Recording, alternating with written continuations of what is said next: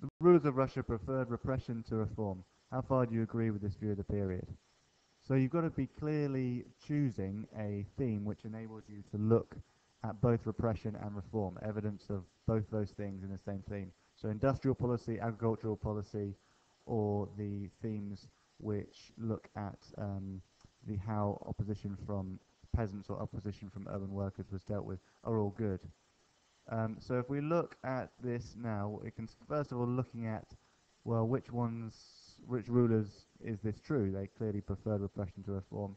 And the two rulers, which I'd probably start off by saying, yes, I agree with the question, is Stalin and Lenin.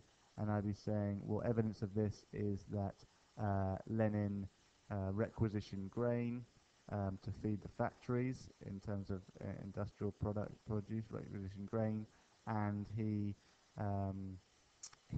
introduced tough warlike conditions under war communism in the factories. This is similar to how Stalin preferred repression in the 5-year plans by using the NKVD to oversee the system of gulags. So this is agreeing with the question.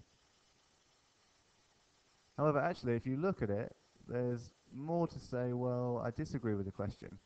The rulers of Russia seem to prefer reform, so evidence of this would be that Alexander II emancipated the serfs in 1861, and he is similar in the preferred reform to Nicholas II, who preferred to reform and get Russia on the gold standard in 1897, and he used Bitter's three-pronged approach: foreign investments and protective tariffs, which helped with the Great Spurt. Alexander III actually has also introduced reforms and seemed to prefer reform to repression. So we can say, well, this disagrees with the question. So Alexander III is different because his Prime Minister of Vishnegradsky allowed low tariffs for cheaper imports of goods, for imports.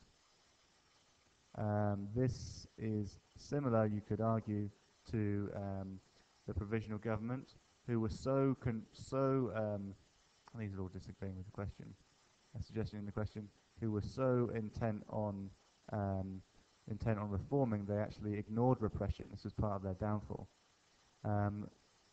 Finally, we could make some nice little neat comparison between Khrushchev and Lenin. I know we talked about war communism, but you could also talk about NEP, that in fact this was a reform to how the industrial sector will work with the countryside, and that the peasants were now being allowed to produce grain and sell it at the profit towards the cities.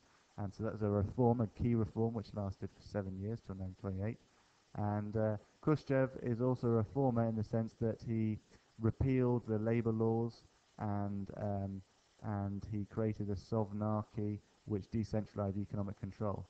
So there's another evidence there that disagrees with the suggestion in the question.